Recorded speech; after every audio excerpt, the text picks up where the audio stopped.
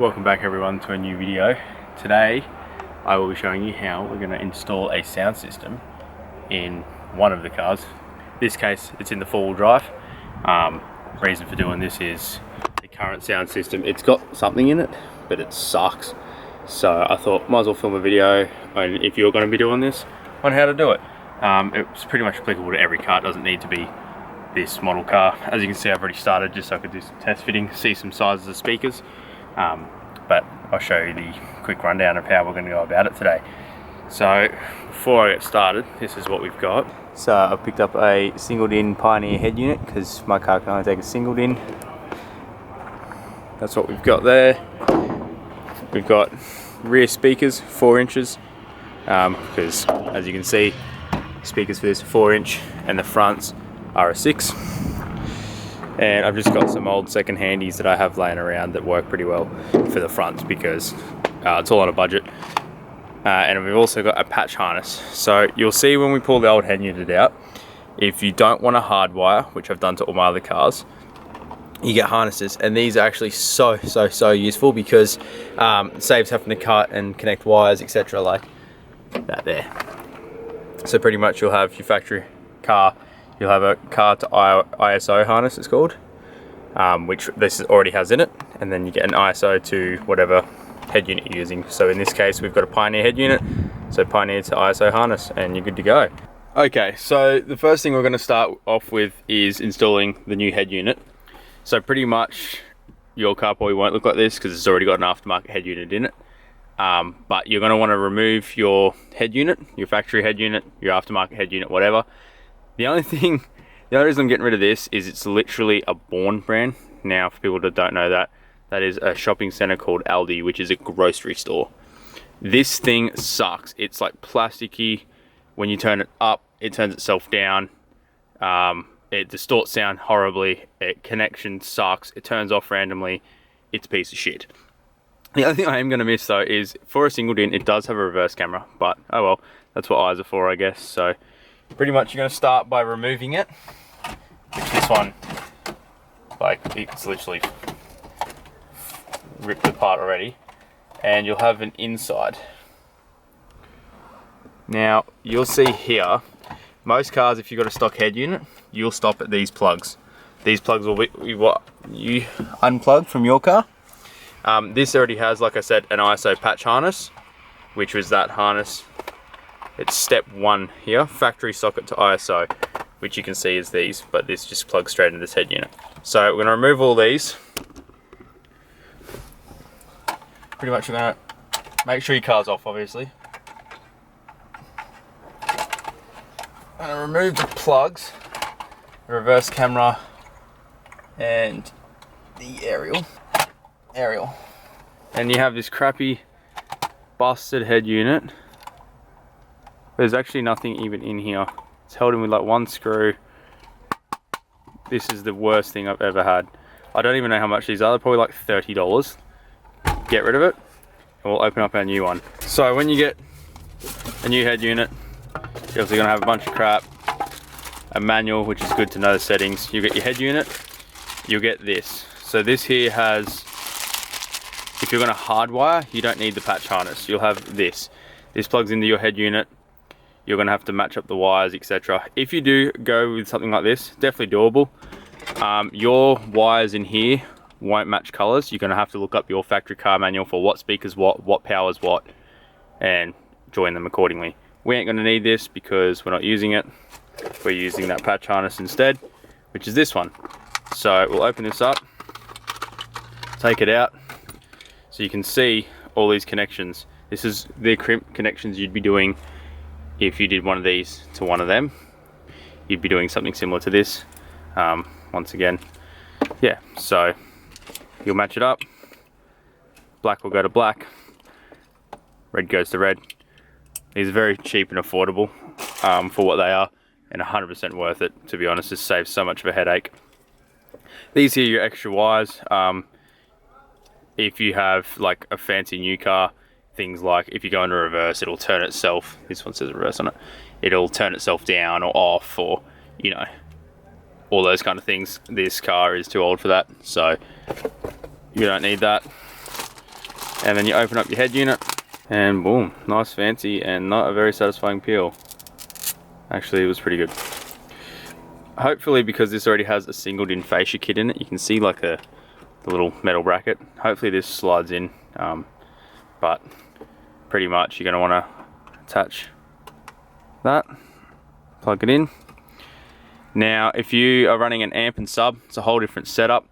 One of these, your constant wire, or your signal wire, sorry, will get your signal wire will run a little wire to the amp. You'll run 2 RCA cables, they're called, and you'll have to run a ground for that to the chassis somewhere, and a main constant power all the way to the battery with a big wire. That, if you want to do something like that, watch another video if you don't know how to do it. I'm not putting one in this car because I will be selling this car at some point, and I don't really want to go to the headache. It's just something to drive every day. So this wire here is pointless for me. That's from my reverse camera. We're not going to be using it anymore. Make sure you put your aerial back in if you want radio. But pretty much you tuck that all up. You plug your aerial in. If you can, there we go. Plug the aerial in. Tuck everything back up in there. Oh, this one's going to fit in perfectly. I lied. It's not going to fit in perfectly.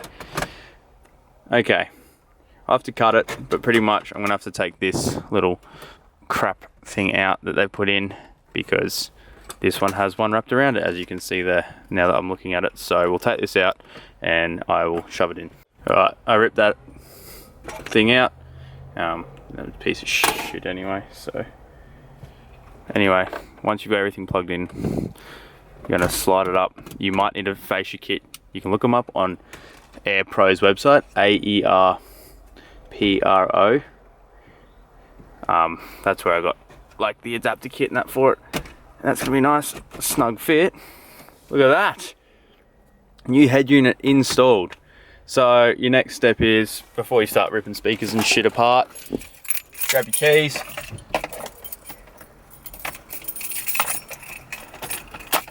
Plug your keys in, turn it on, and we have power. Perfect, perfect, perfect. I'm not going to set any of this up. I don't want it to play copyright music. So you got power, you're good to go. Obviously you're going to want to test your speakers, but we're going to put speakers in first, and then I'm going to show you how to test each speaker individually. Alrighty, we're moving on to the speakers. We'll move on to the front speakers here. So in this instance, I was going to film me taking off the door car, but there's no point because this is 2004 Ford Career specific only if I do that. So you're going to want to take your door card off, look up online how there will be screws in places, clips in places, etc. And you'll have a speaker area. So this one had speakers in it. This car had a sound system. I looked up the brand Fly, because these are crackle and distortive as shit. They're off eBay. I actually don't know if that's a good brand, but if it's off eBay and they're cheap, they're probably not good, considering they're 210 watt peak power and what do we got? 35 to 70 watt RMS. They might be good. I am going to keep them, but I am going to upgrade them and test what other things I have here, because the speakers I do have are a 300 watt peak instead of a 210 and 100 watt RMS. So I'll see out of the two what sound better, just because you might as well while I've got them here. So what that means is, real quick, with peak power is short burst of sound. The higher, obviously, the better. And RMS is your nominal power, which is it's constant what it runs at. The higher the RMS, the less distortive music you'll get, but doesn't really mean too much if you're not running like an amplifier or something to amplify the speakers, because head units will only produce so much power. Still, it's still better to have a higher one, because if you want to crank the tunes for a long period of time, it'll sound a bit better. So yeah, pretty much this is really simple. You're going to take off your door card to get to it. Now you're probably going to have a plug. You might have two little speaker wires, hopefully you do. You're going to unscrew whatever speaker system's in here. You might need to get something like this. This is a speaker spacer. This one's been hacked up a little bit and whatever, but you might need to get something like this to suit aftermarket speakers. So if you get one, then you're going to grab your speaker. So you're going to grab whatever speaker you're putting in. like I said, I'm testing these. These have a lot more power. These are Alpines. Otherwise I will go back to these. Otherwise I will go back to these ones, but we'll start off with these, see how they go. Simple as, there is a, can't really see the terminals. Oh, if it wants to focus, it might not. Come on. Positive and a negative. So the positive, you can't really mess this up because positive's huge and negative's tiny. You're going to match them up. Plug them on. Now, if I were you, you'd now turn the head unit on, make sure the sounds works. I've already tested all my speakers. I know these all work. So we move on to now just pretty much tucking all the wires in, placing it where it needs to be. So screw it in. They're not going anywhere. You don't want them to move or anything because you're going to get vibration. These have a movable tweeter in the middle, so I'm going to put them up because your audio is going to come out here and your bass is going to be on the subwoofer side. Like I said, over the next couple of days, I'm going to test what speakers I prefer. They are 3-ways. They probably will sound better, but they can't handle the power, kind of. So I'm testing. But that's how you install your door speaker. I'm not going to show you the other side, but I will show you the rear speaker because we have a brand new set of Pioneer 4 inches. Unfortunately, I wanted a bit higher power, and the RMS on these are only like 35, which is actually quite low, but literally every other single 4-inch was sold out at the auto parts shop, unfortunately, so it is what it is, I guess. Alright, door card's off. Make sure you don't leave your door handle in the process. Slide that through there. Unplug the plugs. Now this one's going to be a pain in the ass because the 4 inch is in this door card. So I'm going to show you how to go about it.